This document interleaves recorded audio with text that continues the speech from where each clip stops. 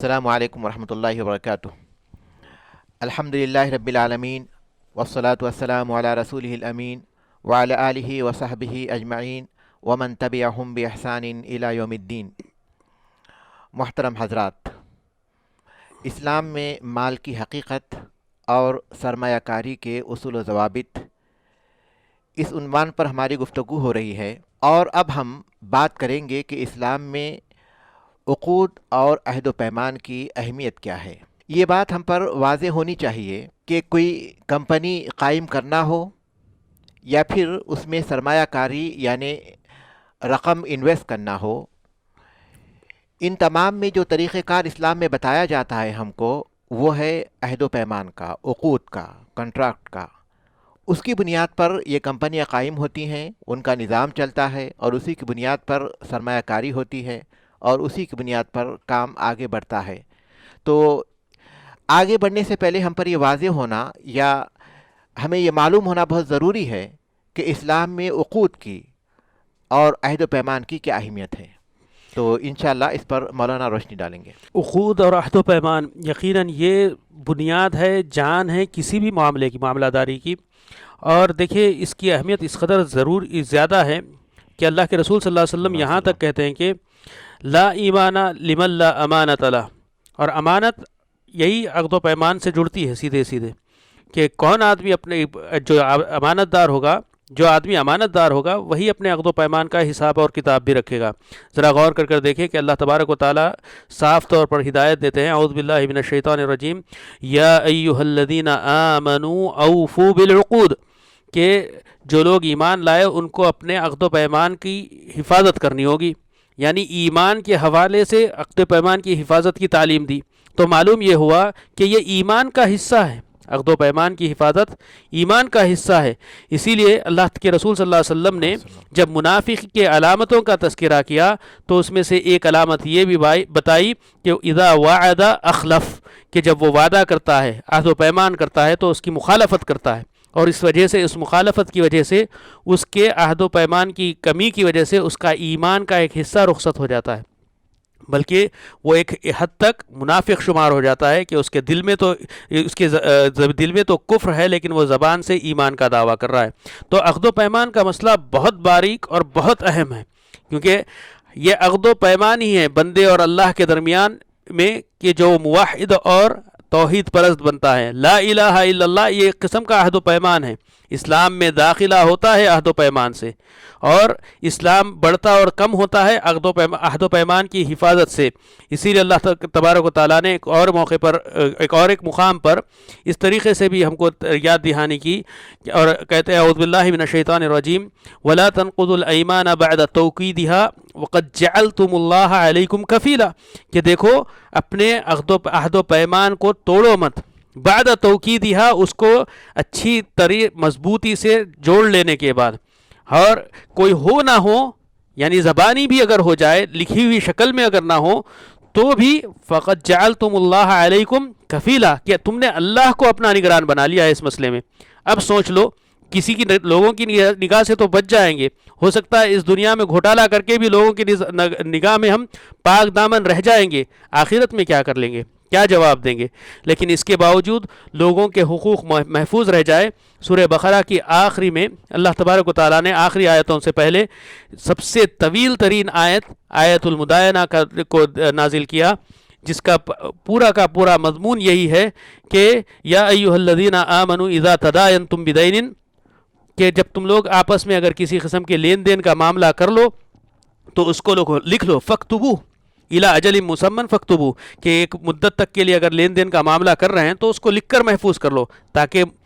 بھول چوک سے بھی کسی قسم کی اس میں کوئی گڑبڑ نہ ہو جائے۔ جب لکھی جاتی ہے شکل تو عہد و پیمان کی حفاظت کا ایک بڑا ذریعہ بن جاتی ہے۔ تو اسی لیے علماء نے اس کو مستحب قرار دیا کہ لکھ پڑھ کر ہی چیز عہد و پیمان ہونی چاہیے۔ اور اس میں دیکھیے کس حد تک تاکید کی گئی، کہ بتایا کہ لکھنے پر اکتفا نہ کرو، بلکہ وَأَشْهِدُوا شَهِيدَيْنِ مِن رِجَالِكُمْ فَإِن لَّمْ يَكُونَا رَجُلَيْنِ فَرَجُلٌ وَامْرَأَتَانِ، کہ کتنی صورتیں بتایا کہ ٹھیک ہے لکھنے کے ساتھ ساتھ اس کا بھی اہتمام کر لو کہ اس پہ دو آدمی کو گواہ بنا لو۔ اگر گواہ آدمی نہ ملے تو ایک آدمی اور 2 عورتیں، ان کو بھی گواہ بنایا جا سکتا ہے۔ معلوم ہوا، یہ سب باتوں سے معلوم ہوا کہ شریعت میں عقد و پیمان کی بہت اہمیت ہے، یہ آپسی معاملات کو اچھے رکھنے،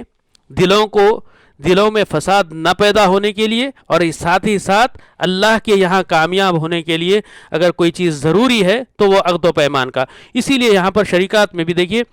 بہت ضروری ہو جاتا ہے، جیسے مولانا نے بھی شروع میں تذکرہ کیا کہ بنیاد رکھی ہی جاتی ہے کسی قسم کے عقد و پیمان کے ساتھ، کچھ حکومت کے ساتھ تو کچھ اپنے ساتھ میں داخل ہونے والے شرکاء کے ساتھ۔ تو اس کے ساتھ ساتھ اور بھی بہت سی باتیں ہوں گی جو شیخ ہمارے اس کا اور اضافہ کریں گے، تو میں چاہوں گا کہ شیخ بھی اس پر کچھ روشنی ڈالیں۔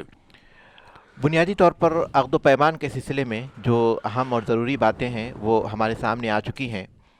اور حقیقت یہ ہے کہ جب عہد و پیمان ہوتا ہے یا کنٹریکٹ ہوتا ہے تو اس کے بہت سے اثرات مرتب ہوتے ہیں شرکاء پر جو آپس میں شریک ہوتے ہیں، ان کے نفع پر، ان کے نقصان پر، ان کے سرمایے پر۔ اس لیے آدمی جب کسی کنٹریکٹ میں داخل ہوتا ہے یا کسی عہد و پیمان میں داخل ہوتا ہے تو اس کو بہت زیادہ خیال رکھنا چاہیے۔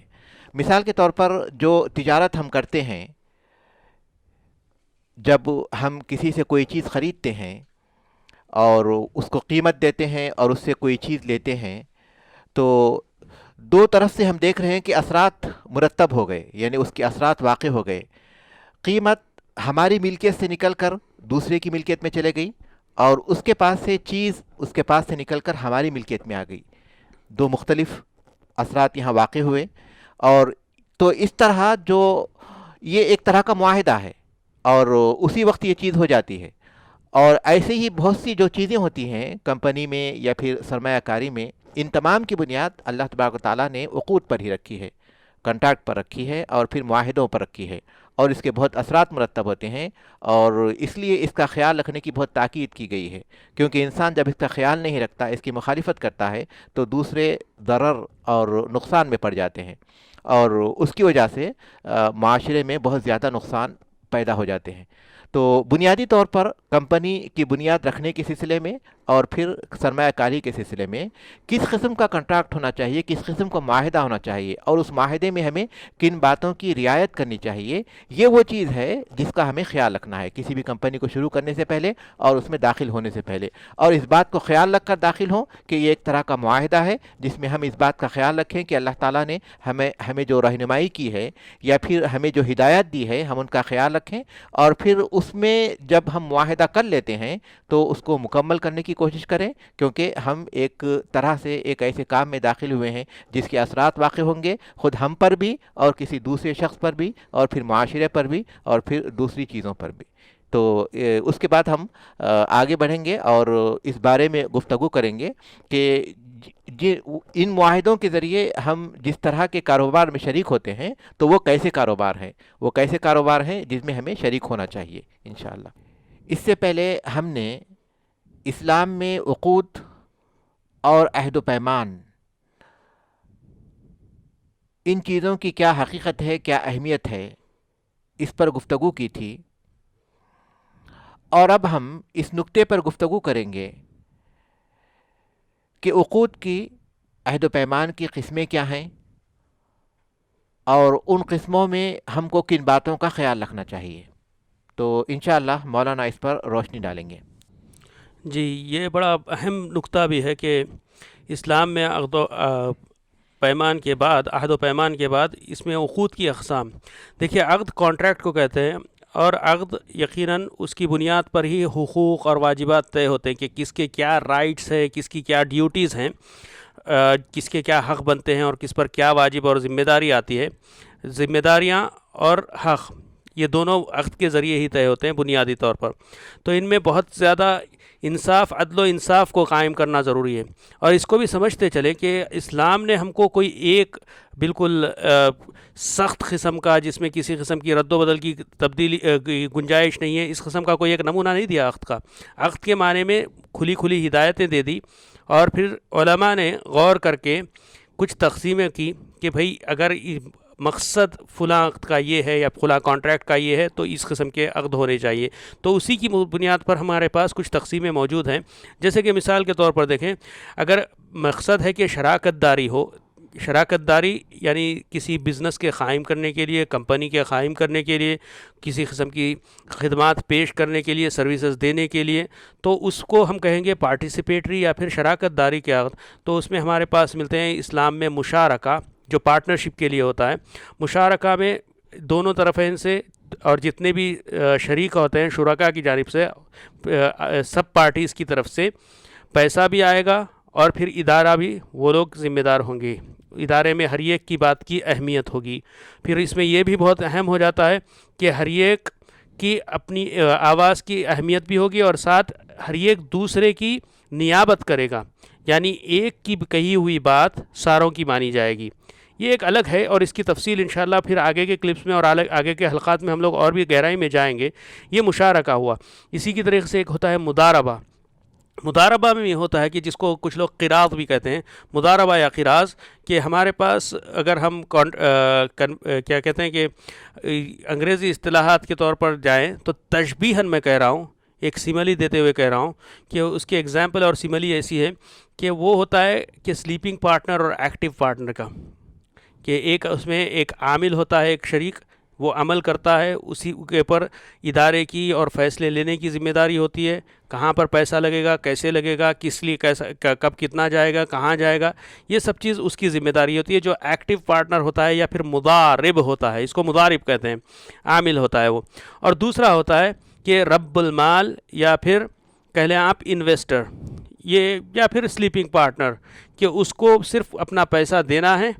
اور یہ ذمہ داری ہوتی ہے کہ ہاں بھائی آپ اب اس کی صلاحیتوں پر دوسرے، یعنی آپ بحیثیت انویسٹر اور سرمایہ کار یا پھر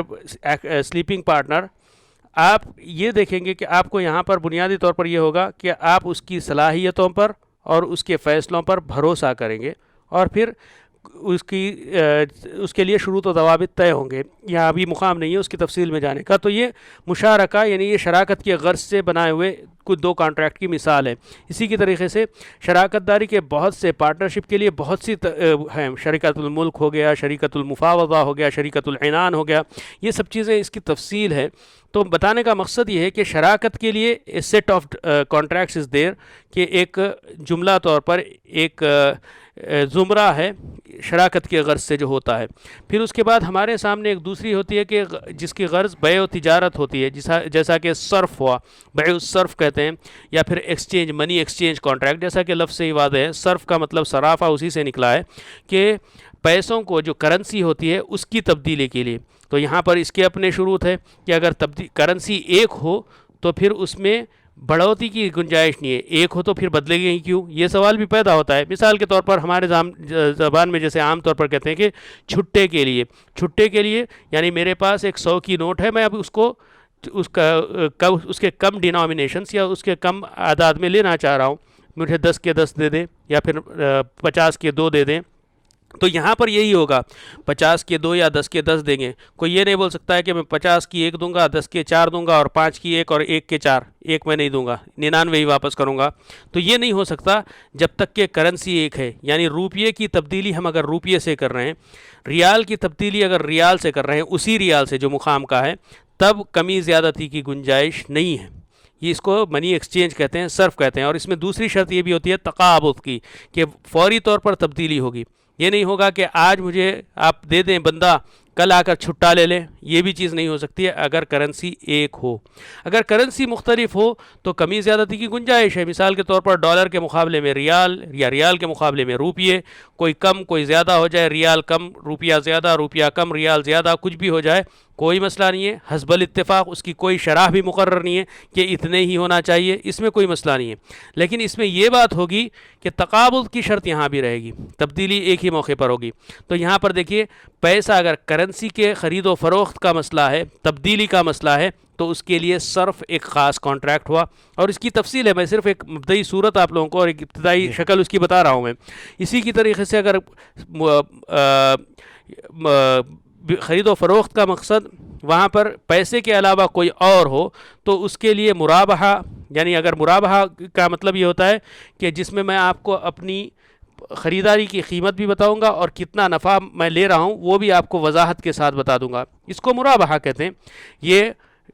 فل فور بھی ہو سکتا ہے جس کو آن سپاٹ کہتے ہیں کہ فل فور بھی ہو سکتا ہے، یا پھر مؤجل بھی ہو سکتا ہے، بعد میں اس کی بھرپائی ہو جائے، آج مجھے آپ چیز دے دیں، میں کچھ دنوں کے بعد آپ کو اس کی قیمت دے دوں گا، قیمت ایک مشت دوں یا پھر اقساط میں دوں، یہ بھی دونوں کی گنجائش ہے۔ لیکن مرابحہ اس کو کہتے ہیں، اس کو عقود الامانہ میں شمار کرتے ہیں، جس میں امانت داری کے ساتھ تاجر، بیچنے والا بائع، بیچنے والا اپنی لاگت اور اس پہ آنے والے نفع کی وضاحت کرتا ہو، اس کو مرابحہ کہا جاتا ہے۔ اور دوسرا جو عام طور پر ہم شاپنگ مالز میں یا کہیں بھی دیکھ لیتے ہیں وہ ہوتا ہے مساومہ، جس میں صرف اور صرف میں آپ کو قیمت بتاؤں گا کہ اگر مجھ سے آپ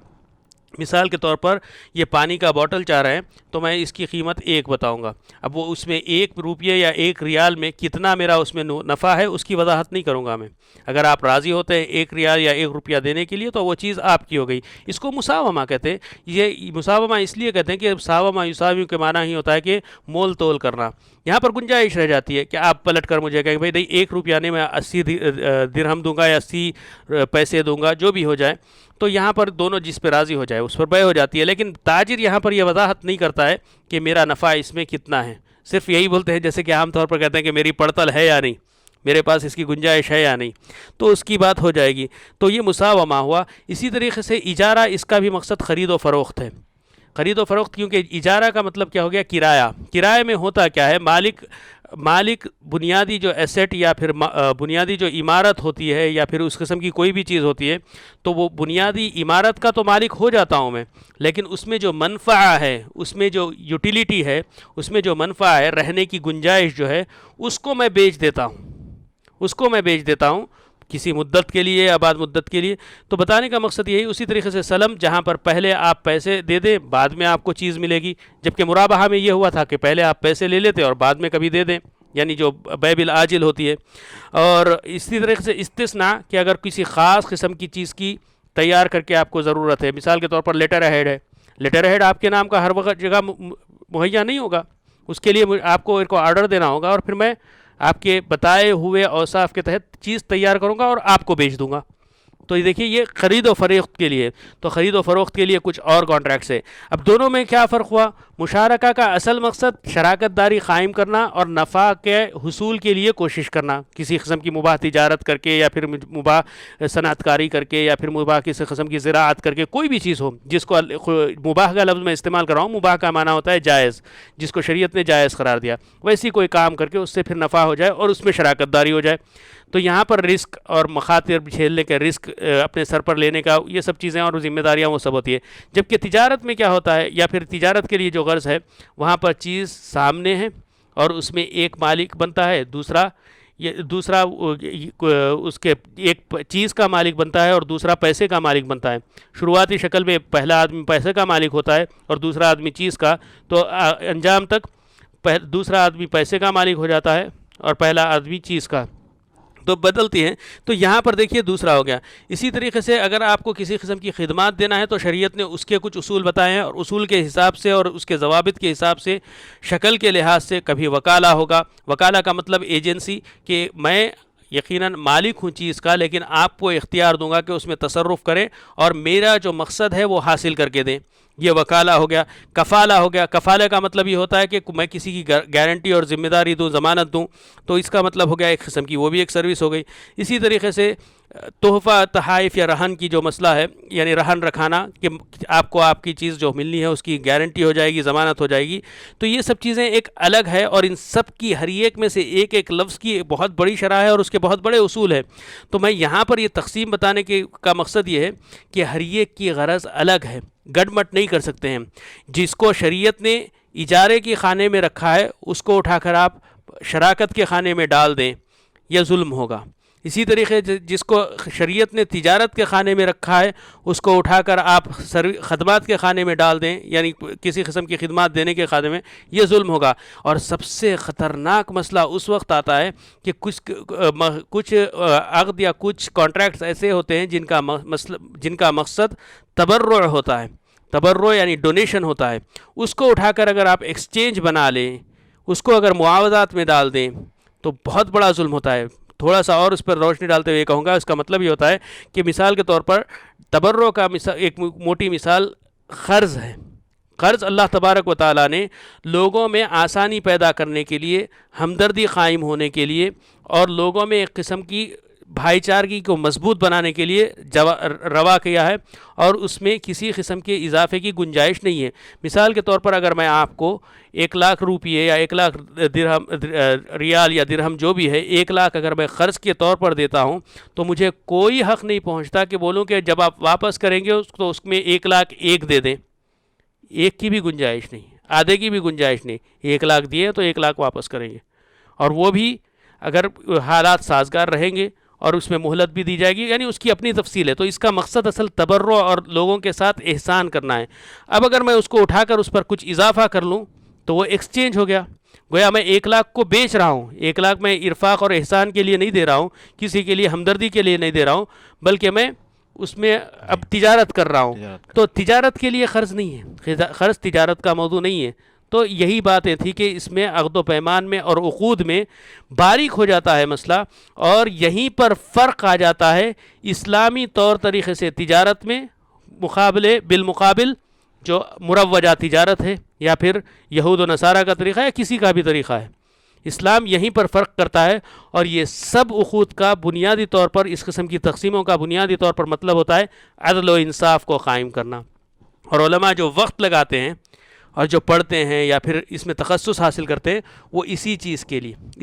لیے وقت لگ جاتا ہے کہ کون سی قسم کہاں ہوگی، کیسے ہوگی، کب ہوگی، کس کے ساتھ کیا ترتیب ہوگی، کس کو ملایا جا سکتا ہے، کس کو بھی ترتیب رکھا جا سکتا ہے، یہ سب تفصیل کے لیے۔ تو یہاں پر عقد و پیمان کے لیے شاید میں کچھ ذرا لمبی بات کر گیا، لیکن پھر بھی میں سمجھتا ہوں کہ میں اگر کچھ چھوٹ گیا یا پھر